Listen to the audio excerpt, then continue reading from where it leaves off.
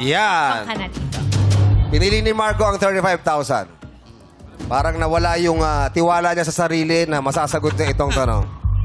So, okay ka na dyan sa 35,000, Margo? Okay lang. Okay ka na dyan? Okay. Okay na. Palakpakan natin si Margo. Congratulations. Meron kang 35,000 pesos dahil lumipat ka. Thank you. Pero subukan natin kung masasagot mo. Try lang. Oh, sure. Try lang. Ipinagpalit mo sa 350,000 ang katanungan.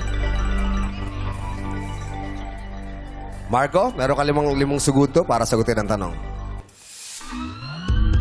Ano ang itinuturing na pinakamalaking nabubuhay na ibon sa buong mundo? Uulitin ko ha. Ano ang itinuturing na pinakamalaking nabubuhay na ibon sa buong mundo? Philippine Eagle? Wala pa akong ano sinasabi. Your timer starts now. 5 Philippine seconds. Eagle? Eagle. Philippine Eagle. Oo, Agila. Philippine Eagle ang sagot. Oh. Paano mo nalaman yun? Ano ko na? Alam ko na. Ha? Alam ko na. Alam mo na? Oo. It's a simple question. Ay, yapang mo ha. It's a simple question. Sa tanong na, ano ang itinuturing na pinakamalaking mabubuhay na ibon sa buong mundo? Ang sagot mo ay... Philippine Eagle. Philippine Eagle is wrong! Simple question ka pa.